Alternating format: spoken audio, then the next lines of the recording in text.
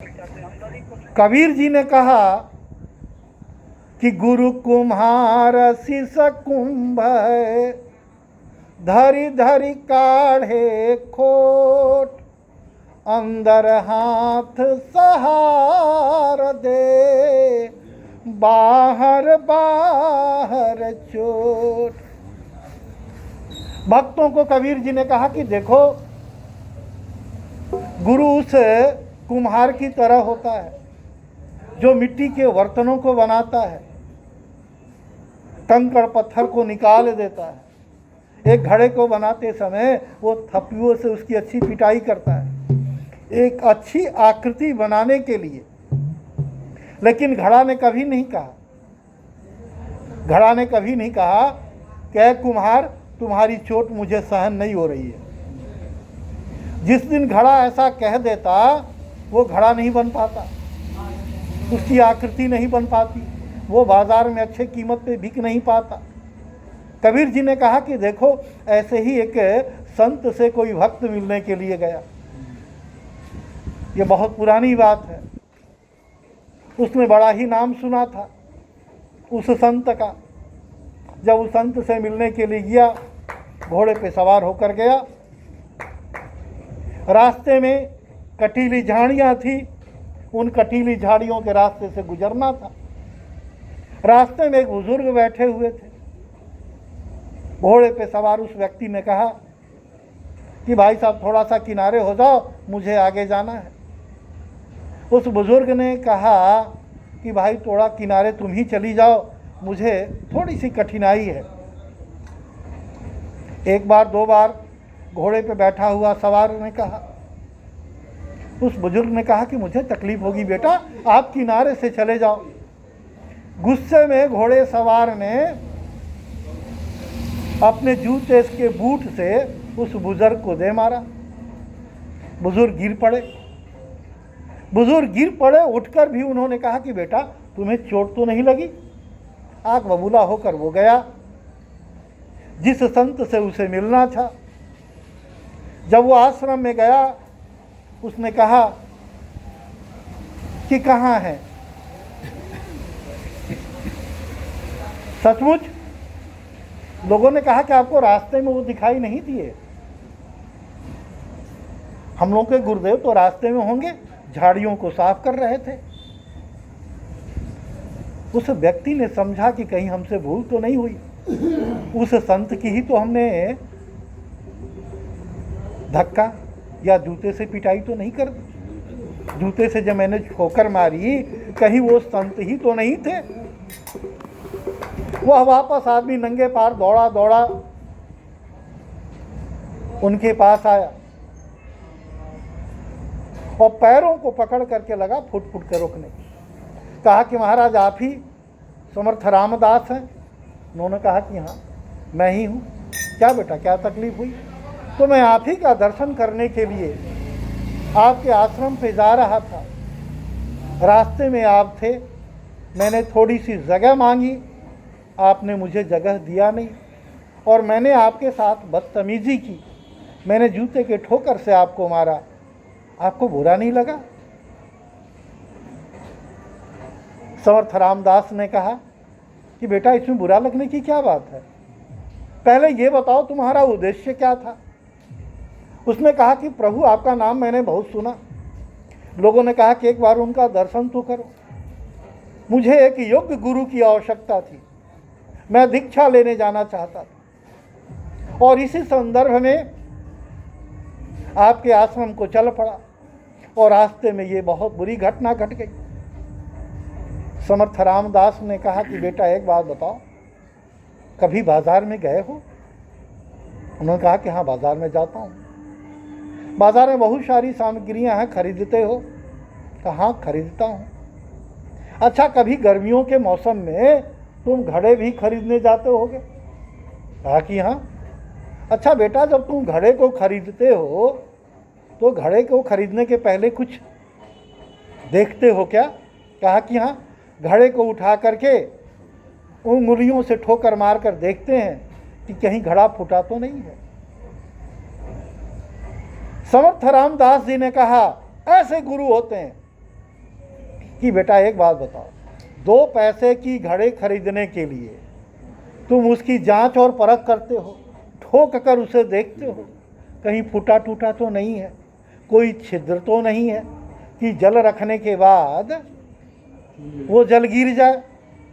और जिंदगी भर के लिए जो घड़ा खरीदने चले हो, अगर उसकी तूने ठोक कर परीक्षा ही ले ली तो कौन सा बुरा तुमने किया? कहीं कोई बुरा तो तुमने किया नहीं। मुझे तो बुरा नहीं लगा, अगर तुम्हें बुरा लगा हो तो तुम वापस जा सकते हो। बच्चों की तरह वह आगंतुक फूट फूट कर रोने लगे। गुरु ऐसे होते हैं। मैंने काकभुसुंडी के गुरु के संदर्भ में इस तरह का दृष्टांत आपको दिया। काकभुसुंडी ने किसका अपमान किया? गुरु का। और नाराज कौन हो रहा है? भगवान शंकर, जिसकी वह पूजा कर रहे हैं, जिसके मंदिर में बैठे हैं। आपके घर में ही अगर अपने माता पिता, अपने बड़े बुजुर्ग का अगर अपमान कर रहे हैं तो क्या समझ रहे हैं कि भगवान आप पर खुश हो जाएंगे? मित्रों, कर्मों के आधार पे ही आप देखो, हमारे नालियों के आगे पीछे रोड चौराहे पे जो कुत्ते घूम रहे हैं, हम उन्हें डंडे से आवाज़ देकर भगाते हैं, अपने जूठन खिलाते हैं। किसी ज़माने में वह भी तो इंसान होंगे।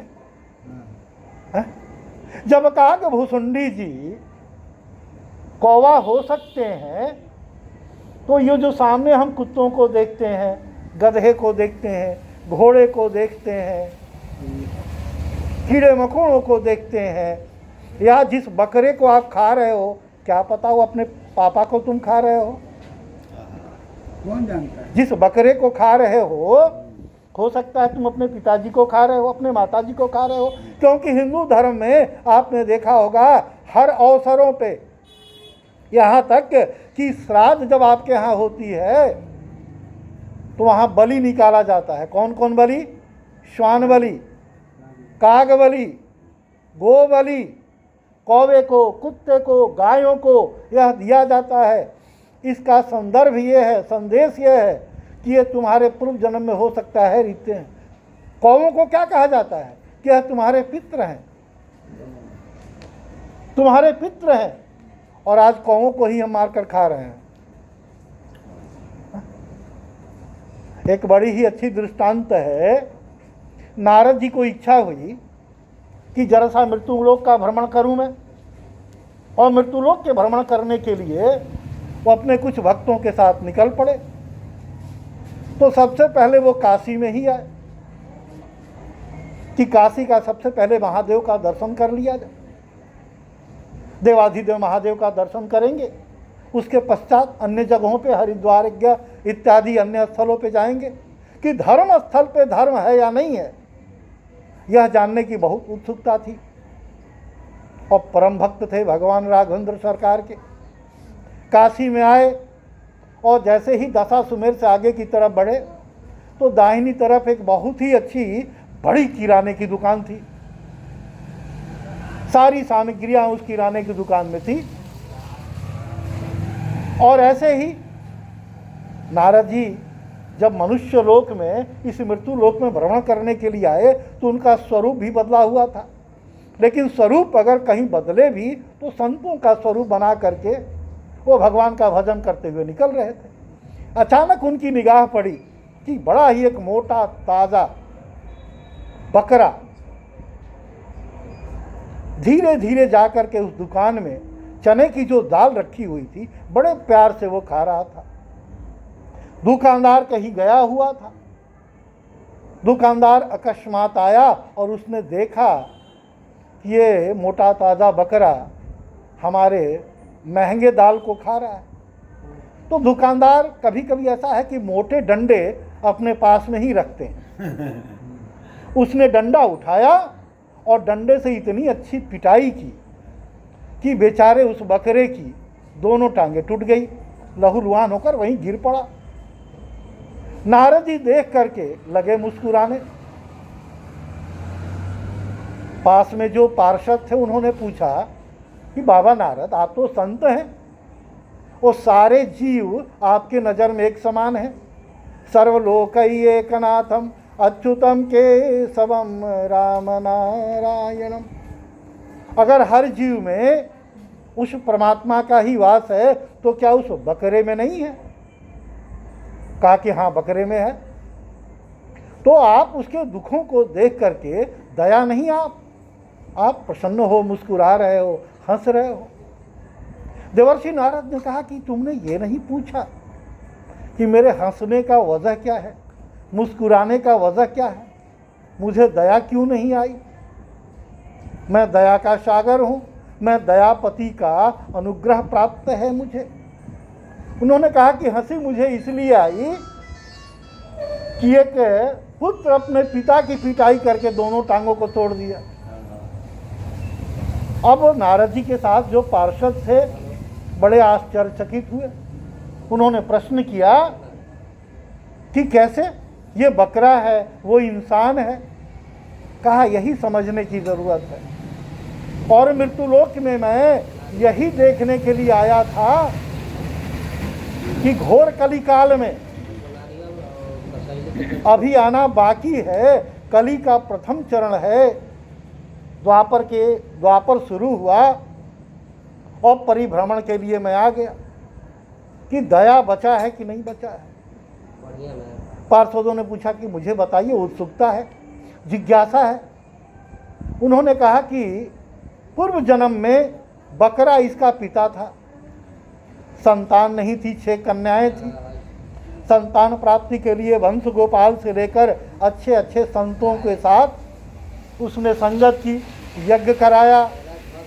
कहीं मंदिर, मस्जिद, गिरजा घर कोई बाकी नहीं रहा। भगवान विश्वनाथ की कृपा हुई कि उसे एक पुत्र की प्राप्ति हुई। बड़े प्यार से उसने पुत्र को पढ़ाया, लिखाया, एक योग्य बनाया, उसका विवाह किया। विवाह के कुछ ही दिनों के बाद उसकी मृत्यु हो गई सेठ की। जब मृत्यु हो गई तो जैसा उसने कर्म किया था उस कर्म के आधार पे अगला जन्म उसका काशी में ही हुआ, बकरा का हुआ। जैसे हम लोग अभी सुन रहे हैं, अरे जन्म मरत दुसह दुख होई,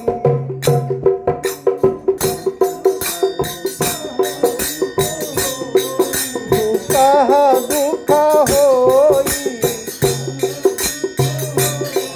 दुसह दुख होई, दुसह दुख होई।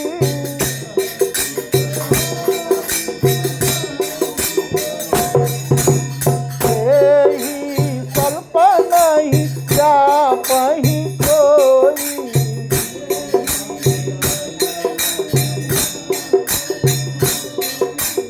अवनहु जन्म मिटहि नहीं जाना,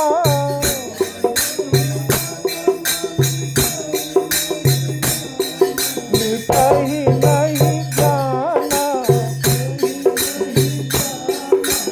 अवनहु जन्म मिटहि नहीं जाना।